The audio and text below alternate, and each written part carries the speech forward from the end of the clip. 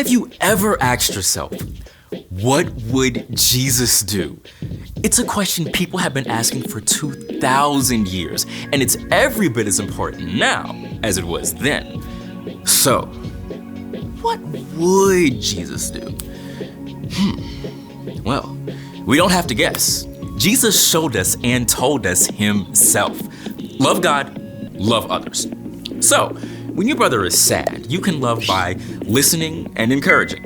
When your friends argue, you can love by not taking sides and helping to make peace. But living like Jesus is hard if you're not spending time with Jesus. You can read or listen to stories of Jesus in the Gospels, Matthew, Mark, Luke, and John, all about the things Jesus said and did. You can also talk with Jesus, just like a friend. Tell him what you're excited about or what's worrying you. Ask for his help and wisdom. Jesus might bring a verse or picture to your mind or a sense of peace in your heart. The more time you spend with Jesus, the more you can become like Jesus. Then God can work through you to change the world around you. That's why loving like Jesus is an amazing way to worship God with your life. Because worship is about more than just singing loud. It's all about living loud. Come on, campers, let's get a move on. Welcome to Story Lab. This week, we're taking a look at the story of someone we want to follow really closely. Come on, let's go! Early snack break? Told me to bring a banana. Oh.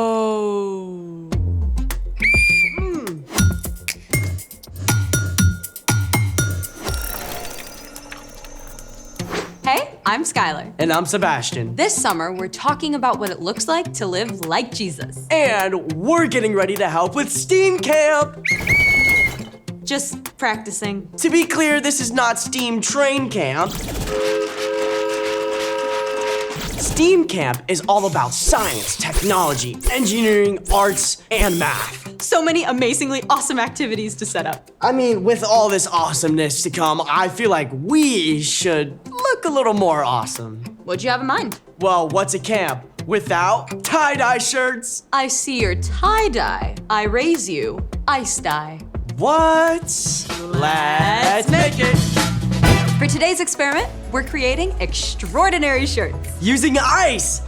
Step 1, soak a clean shirt in water, then wring out all of the water. Which we've already done. Which brings us to step 2. Place your shirt on a wire rack, then scrunch it up into a tight mound. Super tight.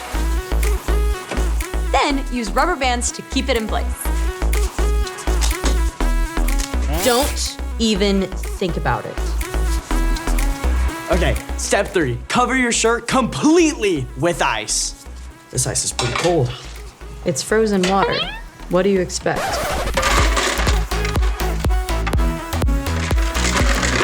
Now is the fun part. Step 4, sprinkle different colored dyes over the ice in any pattern you want. But unless you want a muddy looking shirt, try not to layer colors. Like blue and orange. Or purple and yellow.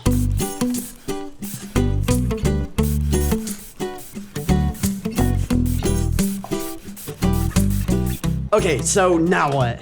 Step 5, set the shirt over a tub and let the ice melt. As it melts, it will transfer the dye to the shirt in really cool patterns. All the excitement of watching paint dry. If the ice melts fast, then the shirt needs to be sealed in a plastic bag for about 6 to 8 hours. Hours? Well, I guess that gives us plenty of time for The story before the story. Today we're in the book of Philippians. the Apostle Paul visited Philippi following a vision from God. There, Paul started a brand new church. Paul and his friend Silas were thrown into prison for talking about Jesus, but freed after God sent an earthquake. Though Paul left the city soon after, the Philippian church continued to support him, Later, while imprisoned again, Paul sent them a letter. which is where our story starts. Take it away.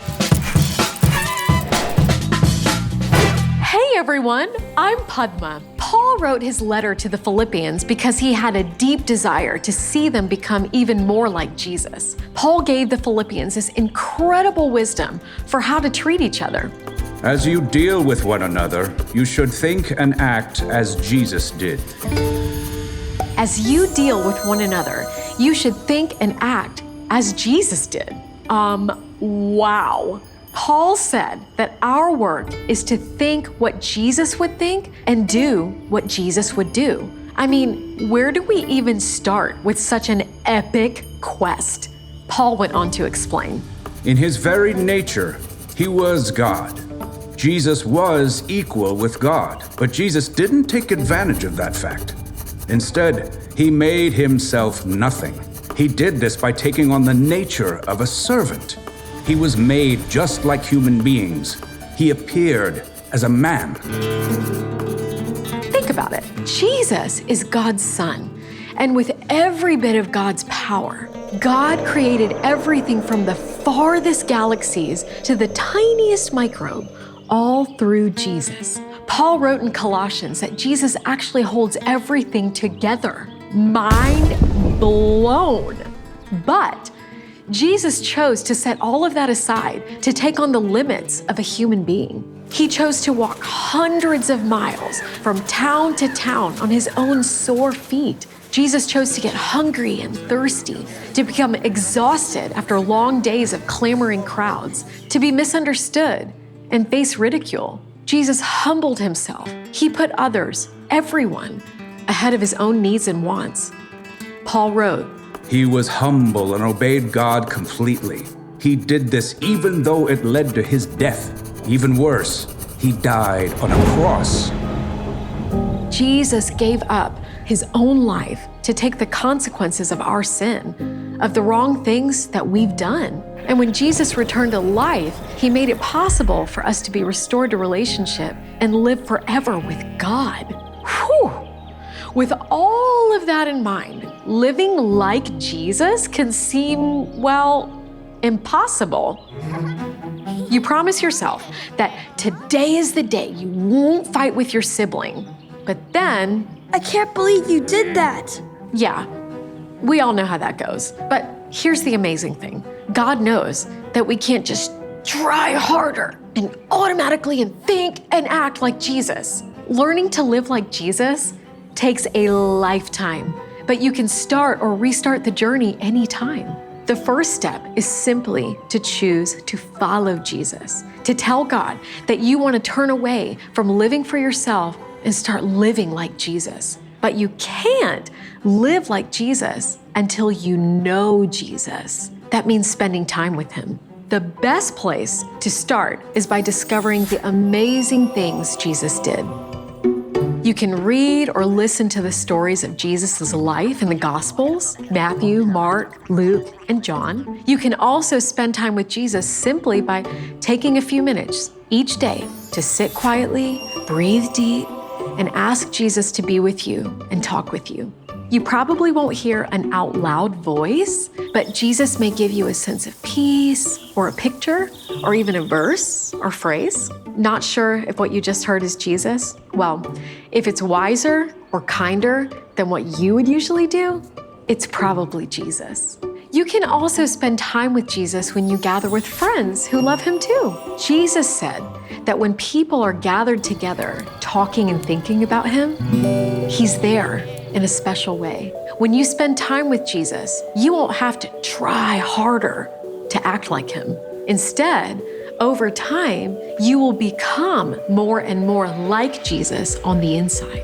As you allow God's Spirit to work through you, it will become easier and more natural to act like Jesus as you respond to others. You'll become more peaceful, encouraging, accepting, forgiving, and caring. And little by little, you'll start to live like Jesus, just as Paul reminded the Philippians. As you deal with one another, you should think and act as Jesus did. The end. That totally reminds me of this bracelet my mom had back in high school. WWJD? It stands for, What Would Jesus Do? Well, it may be old school, but it's not a bad place to start. So, what's our part in the story? Our part is super simple, but definitely not super easy. Live like Jesus. So, what would Jesus do? The answer to that question is always love God and love others. But that can look different in every situation. That's true.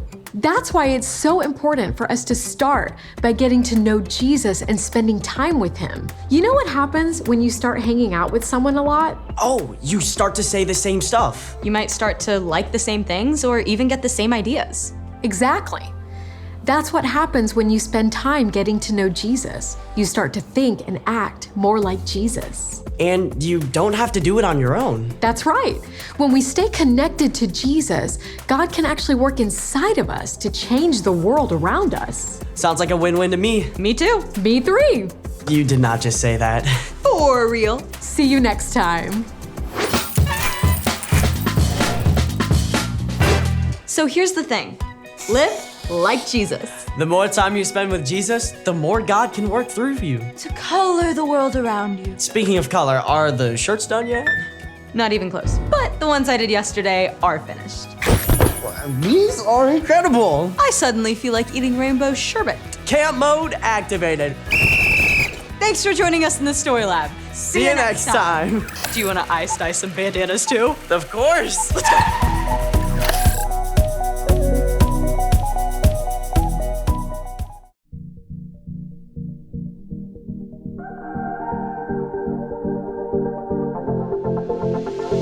I see the way you live.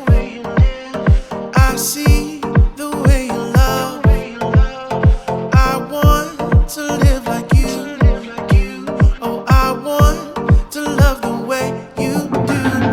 I don't wanna wait forever. I know that your plans are greater. I am ready now, 'cause there's nothing better, no. Whoa, and now I know.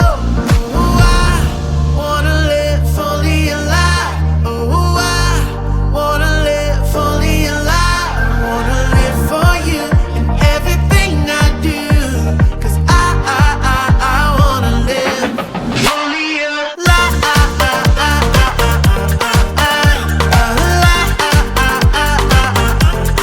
Fully alive.